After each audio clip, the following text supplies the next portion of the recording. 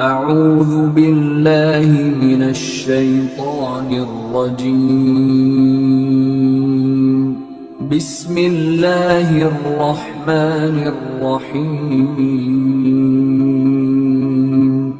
حضرت خواجہ کاکیس رحمۃ اللہ تعالیٰ علیہ، دیکھیں نیکوں کی صحبت کتنی ضروری ہے۔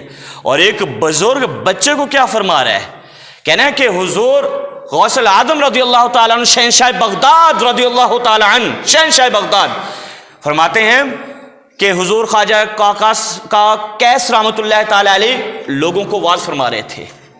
ایک بچہ جیسے بیٹھے ہو نا وہاں، وہ بیٹھے ہوئے، آپ کی نظر پڑی، آپ کی نظر اس کے اوپر پڑی تو ایک بندے کا اٹھ یار کھڑا ہو، وہ کھڑا ہو گیا، کہہ رہا وہ جو بچہ بیٹھا ہے نا، وہ جو بچہ بیٹھا ہے اس کو پکڑ لے، پیار کے ساتھ اس کو باہر نکال دے۔ حاضرین سارے حیران، شرکاء محفل سارے حیران، بھائی بچے نے کیا کیا؟ بچہ تو آرام سے بیٹھا ہوا تھا، نکال دیا باہر۔ بہرحال حضرت تھے، مرتبہ تھا، ایک بندہ کھڑا ہوا، بچے کو پکڑا، باہر نکال دیا۔ پھر تھوڑی دیر بعد نا وہ بچہ دوبارہ اندر آ گیا۔ اب حضرت خواجہ کاکیس رحمۃ اللہ تعالیٰ علیہ دوبارہ دیکھ رہے ہیں اس کو، اور فرمایا یار تو بھی کھڑا ہو، ادھر سے فرمایا تو بھی کھڑا ہو، دو بندے کھڑے ہو گئے، فرمانے لگے یار تم دونوں جانے اس بچے کو باہر کر کے آؤ۔ اب دوبارہ اس بچے کو باہر کر دیا، حاضرین محفل پھر پریشان۔ تھوڑی دیر بعد وہ بچہ دوبارہ اندر آ گیا۔ اب نا بدل گیا، حکم بدل گیا، اب حالت بدل گئی۔ اب جب تیسری بار اندر آئے وہ بچہ اندر آیا تو حضرت خواجہ کاکیس رحمۃ اللہ تعالیٰ علیہ لوگوں فرمانے لگے، لوگوں کرسی کہاں پہ ہے؟ کرسی کہاں پہ رکھی؟ حضرت وہ کرسی پڑی، فرمایا لے کر آؤ۔ کرسی آ گئی، فرمایا اس بچے کو بھی بلاؤ۔ وہ بچے کو بلایا گیا، کرسی کے اوپر بچے کو بٹھایا اور آپ نے کھڑے ہو کر واعظ کیا۔ لوگ بڑے پریشان، کہہ رہے حضرت سمجھ نہیں آئی۔ فرمانے لگے لوگوں میں نے اس بچے کو اس لیے باہر نہیں نکالا کہ اس کی کوئی غلطی ہے، میں نے تو اس لیے باہر نکالا کہ تمہاری توجہ اس بچے کی طرف ہو جائے۔ آج میں نے اس لیے کرسی منگائی ہے، یہ کوئی عام مہمان نہیں، یہ خاص مقام والا مہمان ہے۔ کیسے؟ فرمایا کہ میں تو بوڑھا ہو چکا ہوں، میرا تو وقت شاید قریب آ جائے گا، لیکن تم دیکھو گے ایک وقت وہ آئے گا کہ یہ کرسی والا بچہ منبر پر بیٹھ کر یہ اعلان کرے گا کہ میرا قدم اللہ کے سارے ولیوں کی گردن کے اوپر ہے۔ فرمایا کہ یہ بچہ غوث العظم بنے گا، شہنشاہ بغداد بنے گا۔ فرمایا حاضرین کو یہ خطاب کرنے کے بعد نا اب کیا کہتے ہیں، بزرگ ہیں، سفید داڑھی ہے، سفید داڑھی پکڑ کر نا حضور خواجہ کاکیس رحمۃ اللہ تعالیٰ علیہ اس بچے کو، شہنشاہ بغداد کو فرمانے لگے، عرض کرنے لگے کہ اے بچے میں تو اس دنیا سے چلا جاؤں گا، قیامت والے دن ایسے بیٹھ کر کہنے لگے قیامت والے دن نا جب تو لوگوں کی سفارش کر رہا ہو نا اپنے نانا سے، تو اسے چٹی داڑھی والے کا خیال کر لینا، سفید داڑھی والے کا کیا کر لینا، خیال کر لینا، اس کو یاد رکھنا۔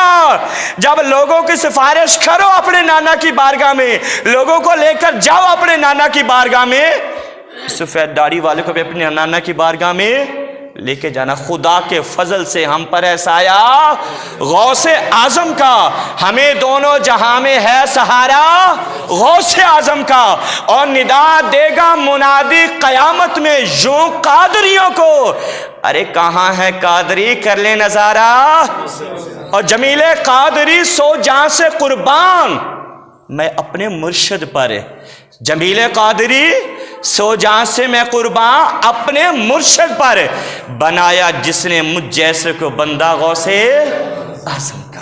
اور یہ مولانا جمیل الرحمن قادری ان کے اشعار ہیں یہ، جنہوں نے وہ نہیں لکھا اے شہنشاہ مدینہ الصلاۃ والسلام زینت عرش معلا الصلاۃ والسلام، میں وہ سنی ہوں جمیلے قادری مرنے کے بعد میرا لاشا بھی کہے گا۔ اور یہ کہتے ہیں کہ اپنی بات خود بیان کرتے ہیں، فرماتی ہیں کہ میرا بچپنا تھا، میرا باپ فوت ہو گیا اور میں بڑا شرارتی تھا، میری ماں میری شرارتوں سے نا تنگ آ گئی اور میری وجہ سے میری ماں نے دوسرا نکاح بھی نہیں کیا کہ میرا بیٹا ہے نا جمیل الرحمن وہ مجھے سنبھال لے گا. کہہ رہا میں شرارتی، ہر کسی سے شرارت کرتا. میری ماں تنگ آ گئی تو کسی نے مشورہ دیا اسے، کہنے کسی نے شکوہ کیا کسی سے تو اس نے مشورہ دیا کہ اس کو لے جاؤ بریلوی شریف کے اندر، مولانا احمد رضا خان فاضل بریلوی کے پاس لے جاؤ، وہ اس کا علاج کریں گے. مولانا جمیل الرحمن خود فرماتے ہیں میں بچہ تھا. اب اس بات کو نوٹ کر کے رکھیے گا. ماں کہنے لگی اے جمیل چل تجھے میں مدرسے لے کر چلتی ہوں، آج میں تجھے ملاتی ہوں. کس سے جی؟ فاضل بریلوی سے ملاتی ہوں. اس بات کو نوٹ کر کے رکھیں. مولانا جمیل الرحمن کہنے لگے کہ جب میری ماں نے کہا نا چل مدرسے میں تجھے اس کے پاس لے کر چلتے تیرا علاج کرواتی ہوں آج، کہنے لگے کہ میں نہیں جاؤں گا، میں نے نہیں جانا. تو میں انکار کرنے لگے اس بات کے. ماں نے بڑی زبردستی کی، کہہ رہے میں نے نہیں جانا، میں نے مدرسے نہیں جانا، میں نے ان کے پاس نہیں جانا، شرارتی تھے نا. تو فرمانے لگے میری ماں نا زبردستی مجھے پکڑ کر نا فاضل بریلوی کے پاس لے گئی، اعلیٰ حضرت کے پاس لے کر چلی گئی. اور جا کر نا اعلیٰ حضرت کے پاس چھوڑا اور آنکھوں میں آنسو ہیں، رو رہی ہیں کہ میں نے اس کی وجہ سے دوسرا نکاح بھی نہیں کیا، میں نے اس کو سہارا سمجھا لیکن یہ بہت شرارتی ہو گیا، کوئی اس کے لیے دعا کریں. تو اعلیٰ حضرت نے نا کبھی کسی کو نہیں کہا کہ مرید ہو جا، کبھی کسی کو نہیں کہا. لیکن مولانا جمیل الرحمن کے بارے میں ان کے والدہ کہا کہ ایسا کر اس کو نا قادری بنا دے، اس کو غوث اعظم کا مرید بنا دے، بس پھر دیکھنا یہ کیسا ہوتا ہے. تو ماں نے کہا جی پھر قبول کرے. آپ فرماتے ہیں کہ حضرت نے میرا ہاتھ لیا، اعلیٰ حضرت نے ہاتھ ایسے پکڑ لیا. کہہ رہے میں ہاتھ کو بھی شرارتیں کر رہا ہوں، ہاتھ کو بھی ایسے اس کے اندر بھی شرارتوں میں لگا ہوا، لیکن وہ مجھے پڑھا رہے، میں پڑھتا گیا. لیکن جب لفظ یہ آئے نا کہ کہے میں مرید ہوتا ہوں شہنشاہ بغداد کا، میں مرید ہوتا ہوں غوث اعظم کا، کہہ رہے میں شرارتیں کر رہا تھا، لیکن جب یہ لفظ آئے نا کہ میں مرید ہوتا ہوں کس کا؟ غوث اعظم کا، میں قادری بنتا ہوں، کہہ رہے ہیں نہ جانے ان الفاظ سے اللہ تبارک و تعالیٰ نے میرے اوپر کیا اثر پھینکا، اور رب کی طرف سے ایسا اثر آیا اور کیفیت ہی بدل گئی، حالت ہی بدل گئی. اب کیا ہوا؟ شجرہ حضرت نے نا سائن کر کے دیا. پہلے کیا کہہ رہے تھے؟ ماں کو کیا کہہ رہے تھے؟ میں نے نہیں جانا. جب مرید ہو گئے حالت بدلی، کایا پلٹی.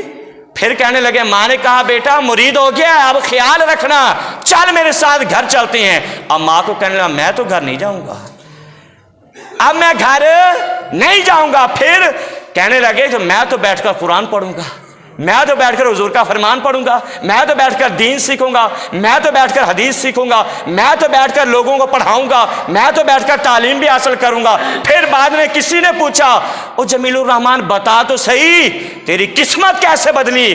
تو کہنے لگے خدا کے فضل سے ہم پر ایسا آیا غوث اعظم کا، ہمیں دونوں جہاں میں ہے سہارا غوث اعظم کا، اور ندا دے گا منادی حشر میں جو قادریوں کو ارے کہاں ہے قادری کر لے نظارہ غوث اعظم کا.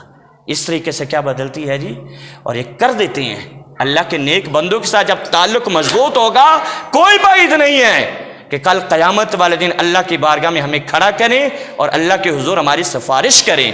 اور سب سے بڑی بات حضور غوث اعظم کے مرید اور قادری کا مطلب حضور غوث اعظم سے سارے پیار کرنے والے، اور جس کے بھی حضور غوث اعظم سے پیار ہے نا وہ حضور کا قادری ہی ہے. اور آپ فرمانے لگے اللہ تبارک و تعالیٰ نے یہ کرم کیا ہے جو بھی مجھ سے محبت کرنے والا ہے نا وہ اس وقت تک نہیں مرے گا جب تک اللہ اسے توبہ کی توفیق نہ عطا کرتے ہیں.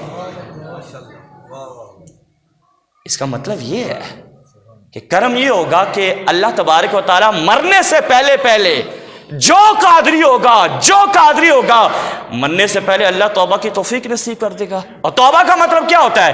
یا ایھا الذین آمنوا توبوا الی اللہ توبۃ نصوحا عسیٰ ربکم ان یکفر عنکم. اگر اس سے مطلب یہ لینا، اس سے مطلب یعنی اب آیت کریمہ کا ترجمہ یہ ہے کہ جس بندے نے سچی توبہ کر لی نا پھر کیا ہوگا؟ اللہ تبارک و تعالیٰ صرف گناہوں کو معاف ہی نہیں کرے گا असा रब्बुकुम अन युकफ्फिरा अन्कुम सय्यातिकुम, रब्बुल आलमीन बड़ा मेहरबान है। अल्लाह जो तौबा कर लेगा सिर्फ गुनाह ही नहीं माफ करेगा, अल्लाह उन गुनाहों के बदले में नेकियां अता कर देगा उस बंदे को, उन गुनाहों के बदले में नेक। जब तौबा की तौफीक मिल गई तो इसका मतलब ये हुआ कि मरने से पहले पहले इंशाअल्लाह अल्लाह तबारक व तआला जो जो कादरी होगा उसके सारे गुनाहों को माफ फरमा देगा, उसके सारे गुनाहों को क्या कर देगा जी इंशाअल्लाह। और जिसके गुनाह माफ हो गए, दुनिया से चला गया, फिर क्या होगा? गुनाह माफ हैं, नेकियां लेकर जा रहा है। वयुदखिलुहुमुल जन्नह जन्नातिन तजरी मिन ताहतिहाल अनहार, जो गुनाहों से पाक होकर इस दुनिया से जाएगा, रुखसत होगा, अल्लाह फरमाता है वो तो जन्नत में मेरा मेहमान बन जाएगा। और जन्नत ऐसी जिसके नीचे से क्या होगी जी?